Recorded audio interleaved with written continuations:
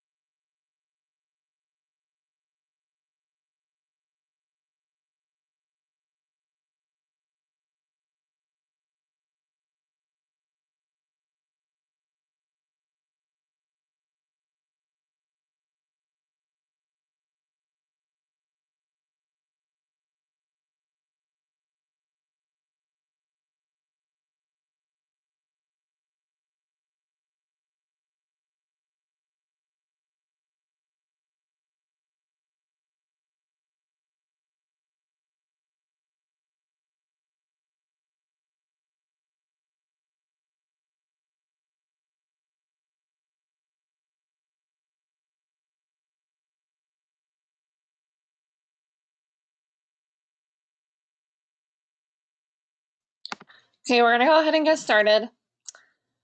Hello and welcome to Onlife Health's webinar series, presented in conjunction with HealthTrust Slice of Life program. We're your hosts, Olivia Rowe and Ashley Benningfield. Olivia is from a small town in Pennsylvania, just outside Williamsport, the home of the Little League World Series. She graduated from Ithaca College in 2013 with a degree in television radio communications and a concentration in screenwriting. Olivia has previously worked as a writing assistant in LA and was an editor of a local newspaper in Pennsylvania. She joined Onlife Health last January and currently serves as the manager of content and digital media. Olivia enjoys hiking, listening to podcasts, and she spends much of her free time writing fiction and watching documentaries. She considers herself a news junkie who's obsessed with pop culture trivia. Ashley is originally from Germantown, Tennessee, right outside of Memphis. She graduated from UT Knoxville in 2004 with a bachelor's degree in dietetics. From there, she went on to complete her dietetic internship at Vanderbilt University in Nashville. Ashley is a registered dietitian technician and has been at Onlife for 14 years. Throughout her tenure here, she's held several positions ranging from a health coach to a marketing content writer, and now she currently serves as our content and digital media specialist. Onlife Health is the only place Ashley's ever worked. She loves working out, all things organizing, and spending time with her husband and 7-year-old son. She's also a huge Jason Aldean fan. For those of you that have joined us before, welcome back. And for those of you who may not have had the chance to join us, welcome. We look forward to interacting with everyone today. Today's webinar is Fitting in Fitness, adding more activity to your day. So before we get started, just a couple notes about the webinar. It's being recorded in a listen-only mode. So that means you'll be able to hear us, but we can't hear you.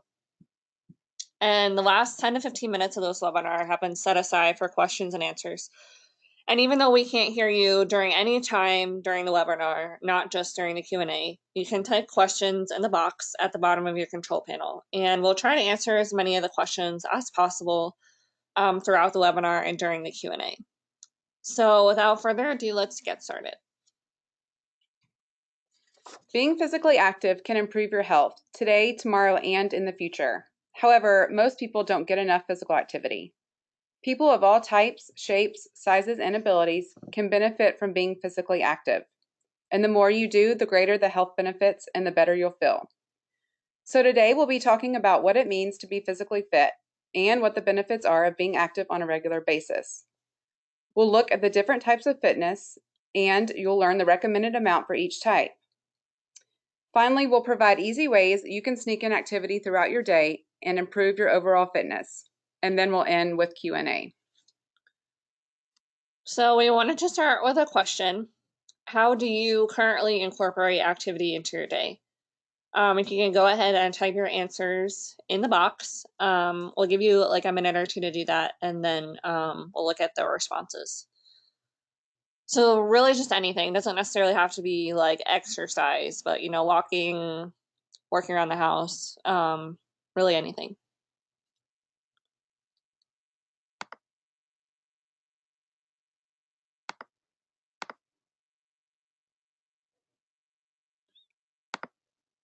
Walking my dog, treadmill, walking, parking further away. Let's go. It's easy when It's easy when you're retired, yeah. Working out in the morning, stairs, gym, stretching, walking. Oh, wow. Housework. Oh, Janice walks 3 blocks to the post office each day. Oh, yeah. That's awesome. Housework. Walking about 2 miles to walking their dog. Zumba. Someone's enrolled in a cardio rehab program. Okay. Yoga. Chasing my cat. Chasing my cat up and down the hallway. Chair yoga. Elliptical. Shoveling snow. That's a good one. Standing desk. Yeah, fortunately we don't get to do that here, shoveling snow. Oh yeah, we don't have snow here, but splitting wood. Yeah, these are all like really good. Dancing and treadmill. Perfect. Awesome, yeah. So like I said a minute ago, that most people don't get the amount of physical activity that they should. In fact, according to the World Health Organization, a lack of physical activity is the leading modifiable risk factor for premature death. In regards to aerobic activity, only 53% of American adults meet the recommended guidelines, and only 23% meet the guidelines for muscle strengthening and aerobic activity. So in other words, less than 25% have a balanced approach to fitness, if any at all. So what's the difference between exercise and physical activity? And what does it mean to be physically fit? So exercise is planned, structured, repetitive, and intentional movement that's meant to improve or maintain physical fitness. So think things like bicep curls, aerobics classes, crunches, things like that. Physical activity, which is what we just talked about, is a broader term that refers to your general body movements done throughout your normal day that requires energy. So that can be things like walking, gardening, doing house chores, playing with your kids, your pets. Those are all physical activities and are good examples of being active. So being physically fit means being able to go about your daily activities without getting tired and still having the energy and strength to enjoy things. Fitness is not just about being fast or strong. You don't have to be an athlete or spend hours at the gym to get fit.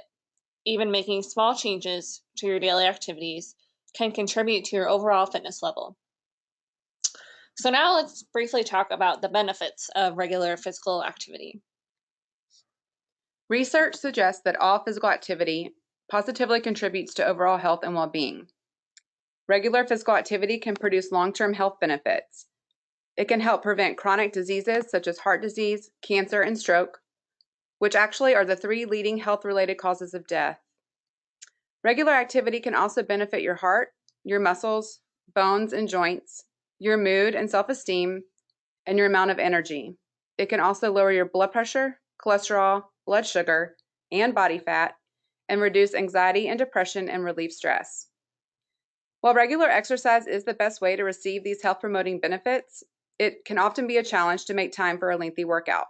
And later in the webinar, we'll talk about ways you can fit fitness into your day. Okay, so you know fitness is important for your health and well-being, but do you know how much exercise you really need? So the physical activity guidelines for Americans recommends getting at least 150 minutes per week of moderate intensity exercise, like walking briskly, this would be about 3 miles per hour, gardening or dancing, or 75 minutes a week of vigorous intensity exercise, like running, about 5 miles per hour, swimming laps, or walking at a fast pace, and engaging in muscle strengthening activities like lifting weights twice per week. You can also do a combination of moderate and vigorous activity. The level of activity depends on the extent that it makes you breathe harder and your heartbeat faster. So, if these recommendations sound like a lot, it's much easier than you think, regardless of your fitness level. The important thing to remember is that doing something is always better than nothing. So, try to move more and sit less. For example, going for a quick walk is better than sitting on the couch. 1 minute of activity is better than no activity at all. Now, let's look at the types of physical activity in more detail. There are different types of exercise, and it's important that you pick the type that's right for you. Most people benefit from a combination of them, and it can be nice to mix it up throughout your week, especially if you're someone who gets bored doing the same kind of workout all the time. Your body will also appreciate a diverse workout routine, as your muscles can get used to you doing the same thing. So there are 4 different types of physical activity. Cardiovascular, endurance, or aerobic activities make you breathe harder and faster as they get your heart rate up. They keep your heart, lungs, and circulatory system healthy and improve your overall fitness. Examples of this type of activity include brisk walking, jogging, swimming, and biking, and these can be moderate or vigorous in their intensity levels. The second type is muscle strengthening or resistance training activities. These make your muscles stronger. Examples include lifting weights and incorporating resistant bands into your movements. You can aim to do a single set of each exercise using a weight or resistance level that's heavy enough to tire your muscles after about 12 to 15 repetitions. The third type is flexibility. These exercises stretch your muscles and can help your body stay limber. Activities like yoga and Pilates are great ways to help increase your flexibility. And finally, balance exercises like Tai Chi improve your stability, which reduces the risk for injuries and helps prevent falls. You can find additional information on this topic and more by logging into your HealthTrust portal and clicking the Onlife Health tile. Now, let's look at how you can get started. Okay, so whether it's lack of time or energy, fear of the gym, there are solutions. So we want to know if you're currently struggling with fitting in any kind of activity, what's the number one thing that's stopping you? So if you can, if you have an answer, or if there's any part of this that you're struggling with, if you don't mind, again, using the chat box and letting us know, and then we will take a look.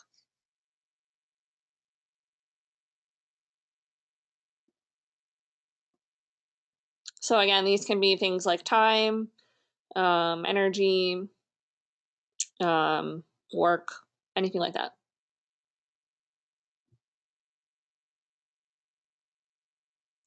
Someone said motivation. Yeah, that's a big one.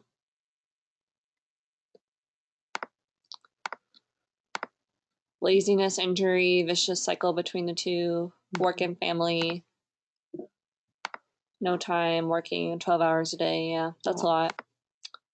Time, weather.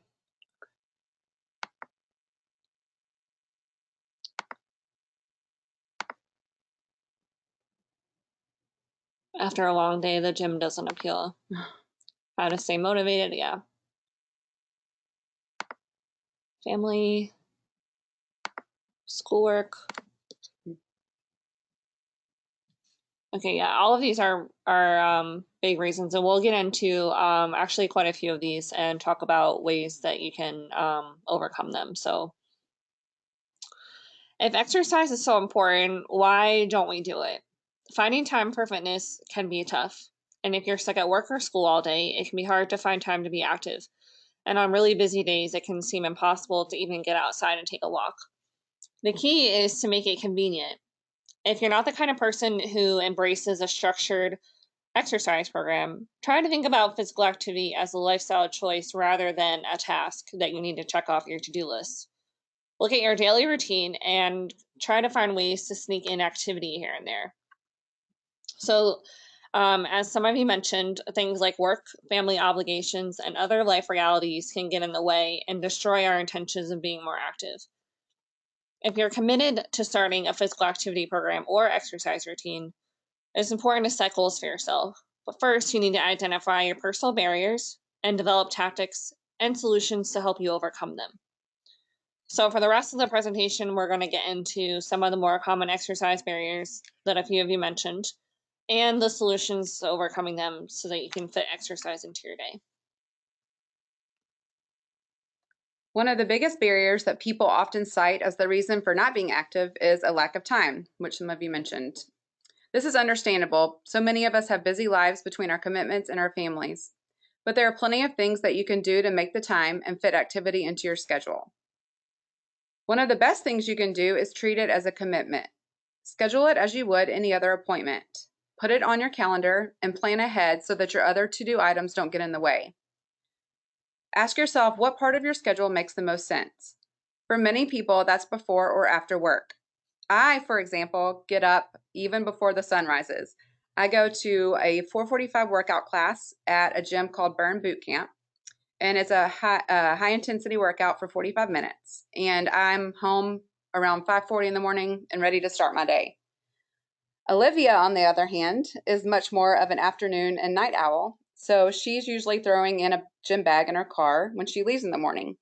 Then she can hit up the gym on the way home. Sometimes she'll even go at like 8 or 9 because she has more energy later in the day. It really doesn't matter when you do it, it's more important that you do it at all. You don't need a full hour for a good workout. Even short 5, 10, or 15-minute bursts of activity can be very effective. And if you're too busy during the week, try to get up and move during the weekend if and when you have more time. You can also try fitting in activity and moving more at work. If you live close to work, make the most of your commute. Try biking if that's feasible. If you take the bus, get off a stop earlier and walk the rest of the way. If you drive, try parking further away in the parking lot so you can get some extra steps on your way in. If you have an office that's higher than the first floor, try taking the stairs more often. Then throughout the day, go on walking breaks and even suggest walking meetings with your coworkers. Instead of emailing a coworker or phoning them, get up and go talk to them instead. And keep a pair of shoes in your car or your office. That way, that won't be an excuse. Sitting for extended periods has been proven to have negative effects on our health, like higher risk for heart disease, obesity, cancer, and more. So, taking a break every hour or so to get up and walk around if you can will help prevent some of these negative effects and also get you moving. Many companies are beginning to understand the negative health consequences of sitting for too long, and they're investing in stand-up desks for their employees, which allows them to be more active by working while standing. Standing uses more muscles than sitting, so it can help burn additional calories. If using a standing desk is not possible, try to take frequent standing breaks by standing to perform tasks like making phone calls, typing out a text, or checking your email on a mobile device. And there are also a few things you can do to fit in fitness at home. Wake up earlier and use extra time to take a walk around the neighborhood or hit up an early morning workout class like Ashley does. Even getting up and moving to do chores counts too, whether that's mopping, vacuuming, doing dishes, cutting the grass in the summer, or doing laundry. In fact, doing housework can actually be quite a workout. Over Christmas break, Ashley was gone for almost 2 weeks on vacation, and when she got home, after all the unpacking, laundry, picking up, and other things, she took almost 18,000 steps in just one day, just in her house. So whether you're scrubbing, sweeping, dusting, it all counts. And for added exercise, you can even listen to music while doing housework. Dancing will add some activity to your day and some fun to your chores. If you're a big TV watcher like me, do a routine during your favorite shows. You can use hand weights, ride a stationary bike if you have one, or what I like to do is pop down a yoga mat and do some stretching or a few body weight exercises while I'm watching TV. Another big barrier is a lack of motivation, which a few of you mentioned too. And we all know that activity is more fun when you have company. And plus, encouragement from others can help you stick with it. So, one solution to overcoming a lack of motivation is to enlist your family, friends, coworkers, and even your pet. Tell everyone about your health and fitness goals and ask them to support you. Make it a family affair. Involve the whole family. Play catch, ride bikes, or take a walk before or after dinner. If you have children, by exercising or engaging in activity as a family, you're setting a great example for the future. Exercise can also be a fun time to socialize with friends, and working out with others can help keep you motivated. Recruit a buddy. This will keep you accountable, especially on the days you're lacking the motivation. So I work out with a few ladies in my neighborhood, and each night we will text each other to see who is in for the workout for the next day, and then we'll decide who is going to drive. So it really keeps you motivated when you know that someone is planning to pick you up the next morning. Plan active outing. So make a date with a friend to go on a hike in a local park or take a trip to the zoo. Not only are you engaging in physical activity, but you're also creating fun memories. And get social. For those who like company but maybe don't like the competition aspect, taking a dance class or joining a running club might be the thing for you. And if you do like a little competition, you might seek out a tennis partner, join an adult sports league, or find a regular pickup basketball game. So speaking from experience, boredom is also a huge barrier to physical activity. It can leave you feeling trapped in your workout routine and leave you with little motivation to complete it. So here are some ways you can fix that. Break it up. It's great if you can get 30 minutes of continuous activity a day, but if you can't, you can do it in shorter bursts. Even short walks or breaks for activity count towards your daily exercise goal. So if you can't find 30 minutes in your schedule, try breaking it up into 2 15-minute workouts or 3 10-minute workouts, and those can be just as effective as one 30-minute session. You can kick it into high gear. Another option is high-intensity interval training, which involves short bursts of high-intensity activity separated by short periods of lower-intensity activity.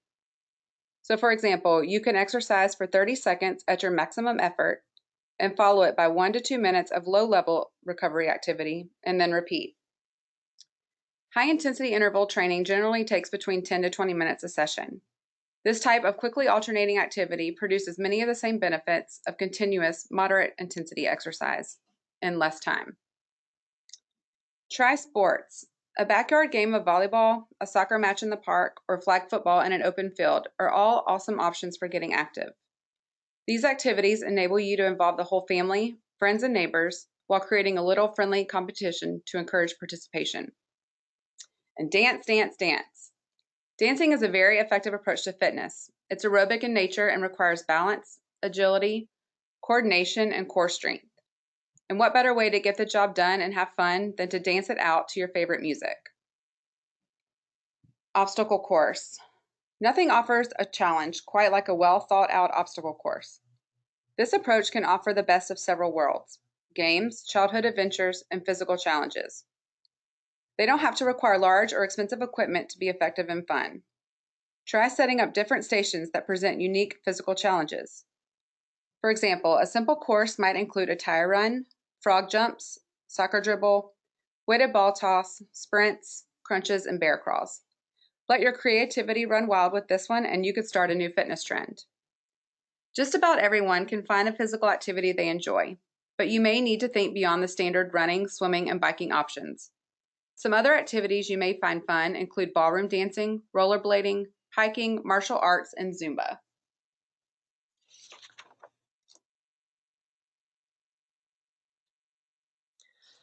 So here are some other reasons that people aren't active. Olivia, what if the weather doesn't always cooperate? When it's too cold, too hot, too windy, or too wet for outdoor activities, it's important to have a backup plan. Exercise indoors with home equipment or videos, or walk inside at a shopping mall or at a gym. Take a class like aerobics or yoga at a gym or community center. They're usually held indoors. But what if I'm too tired? Try to aim to get more rest. Physical activity is a powerful pick-me-up that actually reduces fatigue and boosts energy levels in the long run. With regular exercise, you'll feel much more energized, refreshed, and alert at all times.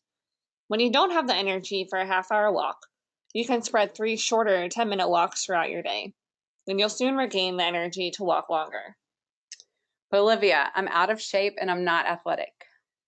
Whether you're a senior adult or someone who's never really exercised before, it's never too late to start building your strength and fitness. Be sure to talk to your doctor about a safe routine. And you don't have to be an athlete or even coordinated to really get fit.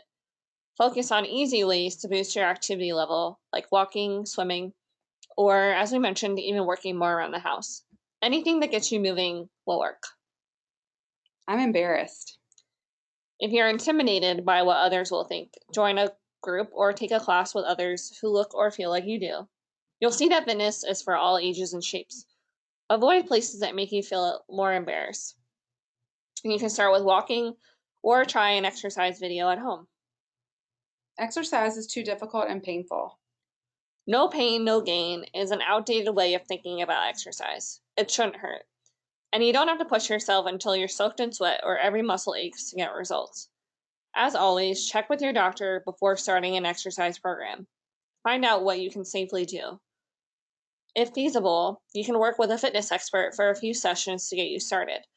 They can watch you to make sure you're doing things correctly and also utilizing the proper form. I don't have the right equipment to exercise. Select activities that require minimal facilities or equipment, like jogging, jumping rope, or calisthenics. It seems too expensive. Being physically active doesn't need to cost money. For example, walking is something everyone can do and it doesn't cost a thing. Simply parking further away so you have a longer walk into the store or taking the stairs instead of the elevator will increase your activity. You can also identify inexpensive, convenient resources in your community like parks and recreation programs, worksite wellness groups, walking clubs, and more.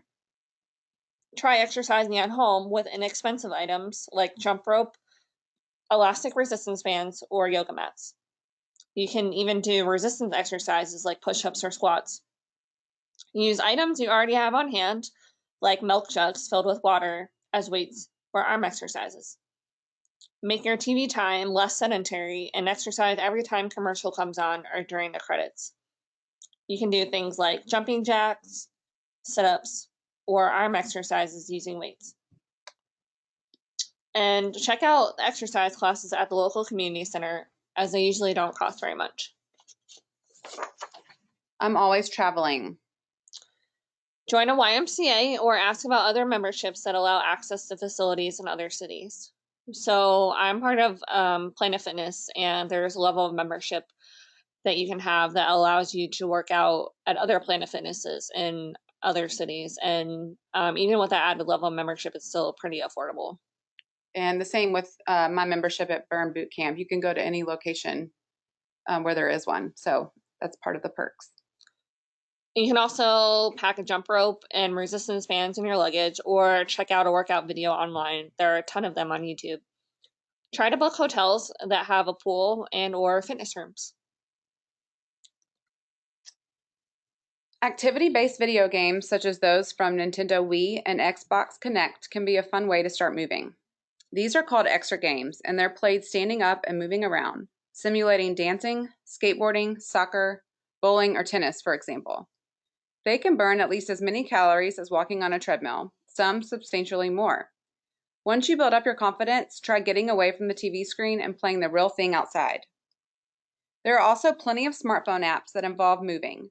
Pokemon Go, for example, is a popular gaming app among millennials. Users walk around outside to different locations to collect Pokemon in their game. A friend of mine actually uses a running app to keep herself motivated. It's called Zombies Run, and it's an immersive running game and audio adventure where you run as fast and long as you can to stay away from zombies. Fitness trackers can also be a great way to motivate yourself to get moving for a lot of different reasons. So one of the best parts about fitness trackers is the reminder to get moving. Most of our workday is spent sitting at a desk, and every so often, both Ashley's fitness watch and mine will send us a reminder that we haven't gotten up to move in a while. And that's our nudge to go take a walking break, talk to a coworker, or take a lap around the building. Fitness devices track your steps and sometimes more as you take them. It can be really satisfying to look at the interface and see that you've walked thousands of steps in just one day. And there are so many different types of styles and functions of watches. Ashley wears a Fitbit, and I have a Garmin hybrid watch because I like the look of a traditional watch, but I also want to be able to have something that tracks my steps. Many watches, like a Fitbit, offer the ability to compete with your friends in step challenges. It can be a really fun way to be competitive and make sure that you're moving. Many watches offer a variety of features, from music and phone messaging syncing to heart rate detection and sleep tracking. So whether you're a serious athlete or just someone who likes to get outside for a walk every day, there's a tracker for all types of people. You can log into your secure account on HealthTrust secure enrollee portal and click the Onlife Health button. And from there, you can track a lot of your moving. And as we mentioned before, you can also find many resources relating to today's topics. And also for your reference, we provided a list of organizations and their websites that contain information on physical activity. We've made this information available in a handout, and you can access it via the control panel. From there, you can download it. But if you have trouble accessing the document, feel free to email Olivia. Her email address is listed in the emails you've been receiving about the webinar. Now, we want to hear from you. We want to know what's one new thing that you've learned today. You can type your responses in the chat box in the window panel. And also, we can go ahead and use this time to ask us any other questions, and we'll do our best to answer those.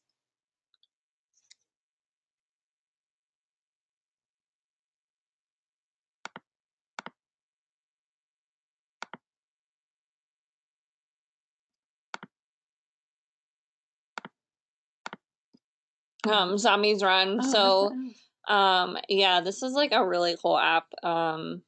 It's kind of amazing. I just feel like it really gets you motivated to run. And I believe it's free, so it's pretty cool. What are some good apps for fitness that might be free? There are a lot of pretty good ones. There are lots of ones around running, like we mentioned, Zombies Run, and then I have one. It's not free, but a lot of them you can do like free trials for. So like it'll give you like 7 days, and then if you don't like it, you don't have to sign up for it. And even if you do sign up for them, they're usually pretty affordable. I have one called Fit Plan, and I believe it's like $7.99 a month.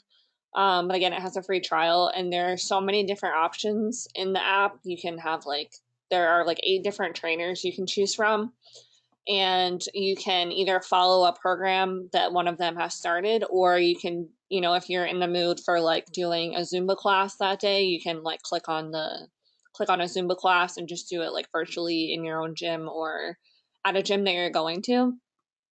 So there are like so many options within there, and a lot of these apps, even though they're not free, like I said, they have like free trials within them. There's also one called the 7-Minute Workout app. I've used this one before. It's actually pretty interesting. All it takes is just 7 minutes. There's My Fitness Pal. There's Map My Run. I think it tracks your distance. I'm not a big runner, so I'm not sure all the details about that one, but there are also a lot of good YouTube videos. There are so many. Like no matter what you're interested in, there's stuff on dancing, on running, just on doing workouts at home. Also, if you are an Instagram user, a lot of, if you want to call them like fitness influencers or like trainers who are on there, will post like quick workouts you can do. I kind of like save those in my Instagram, and then I refer to them later if I just want like something quick to do at home. There are like so many options. Tai Chi is great for balancing. mm-hmm. Oh yeah, okay. Yeah, you don't have to spend hours doing it. Little things matter too. All of my excuses. Love the idea of apps for reminders. Really no excuses to not take small steps. And always find time to exercise.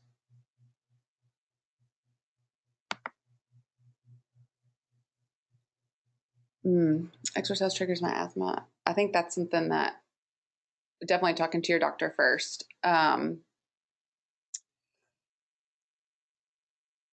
Yeah, Is it definitely talking to your doctor. I would imagine that doing like low impact exercises would probably be best for asthma. right? And I know some people's is triggered worse in cold weather, so definitely talk to your doctor about that. Yeah, it's obviously not impossible. I have friends who have severe asthma and they work out semi regularly, but it's a good idea to talk to your doctor and they'll have suggestions on how you can work through that. Remembering to include flexibility. Yes, I always have to remind myself that it's really important to stretch after a workout, because I've definitely had small injuries before because I haven't stretched. So yeah, being flexible and strength training is really important. Oh I've heard of yeah. Couch to 5K.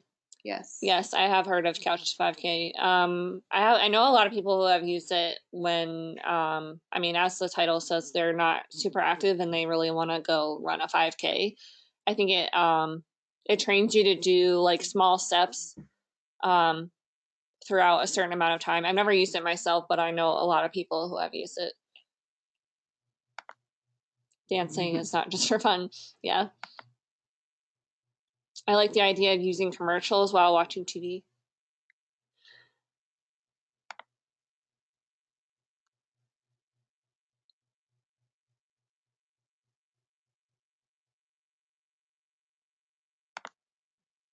Got me motivated to take out my barbells that I used during hip replacement surgery to do a little more strength training.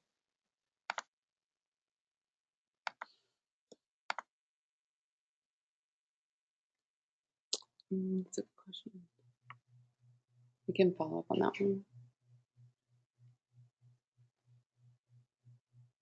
one. Someone's asking, does my insurance plan sponsor local suggestions for fitness clubs, groups, or social connections? You can try to find out for them. Yeah, we can send you an email and try to get that answered specifically for you. You like to walk each day outside. I read that you shouldn't exercise in a certain period before going to bed, but I forgot the time period. Do you know what it is? I think that just depends on.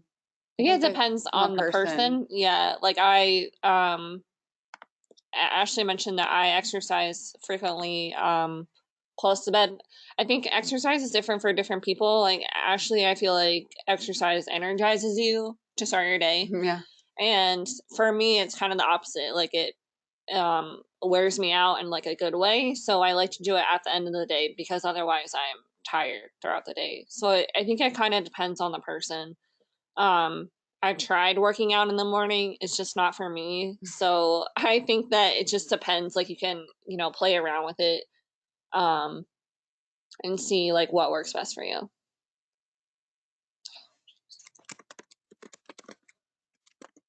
Sorry, my screensaver just showed up for a minute.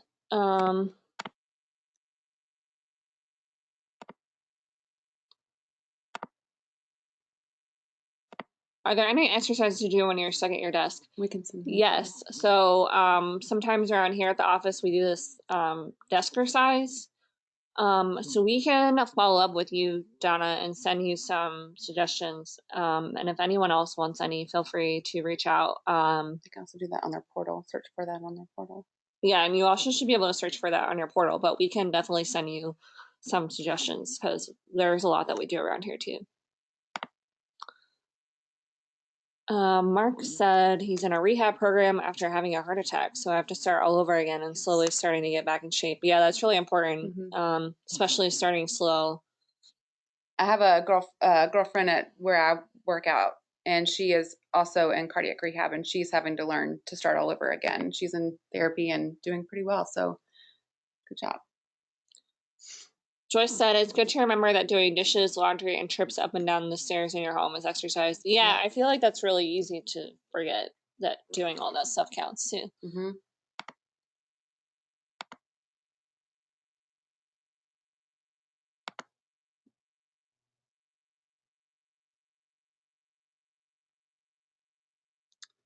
You have to buy it through the HealthTrust website. I think that's something we could find out. Mark saying, I would like to get a fitness device. I noticed that HealthTrust offers a rebate for getting one. Do I have to buy it through the HealthTrust website? I don't know the answer to that, but we will find out the answer to that for you. We might just put you in touch with member services. They might know. But yeah, getting a fitness device is like game changing. I just got one for the first time a couple months ago and I love it. Amy Lynn said she'd like to see it exercise. Yeah, we can send you that information too. There's like 2 people that go around to each department and have everyone stand up and follow along for a couple minutes. Yeah, it's a nice break. So Kathleen is saying that she doesn't think you need to buy the device from HealthTrust. You just need to sync it to the app. But we will follow up on that for sure.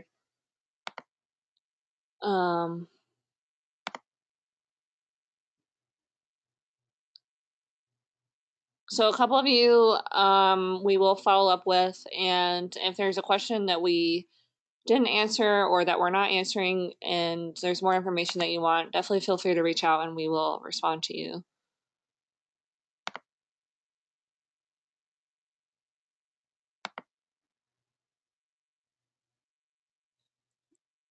Yeah, sure. Are there any other questions before we sign off? This has been really good.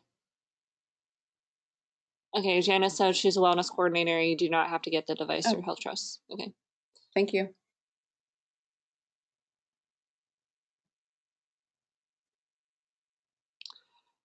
All right, well, that's everything. Like I said, we'll follow up with a few of you, and if we didn't get to your question or you are interested in more information, definitely reach out to me. My email address is in all the previous emails that you received about this webinar, and then it'll be in a follow-up one that you'll receive that also has the recording of the webinar in it. So feel free to reach out to me and ask any questions, or if you're looking for more resources, we can get those to you as well. So we really appreciate you joining us. And if you can stay tuned for our next webinar, which will be in May, our topic will be centered around how to improve your sleep, and details will be coming soon. So thanks for tuning in, and we will see you next time.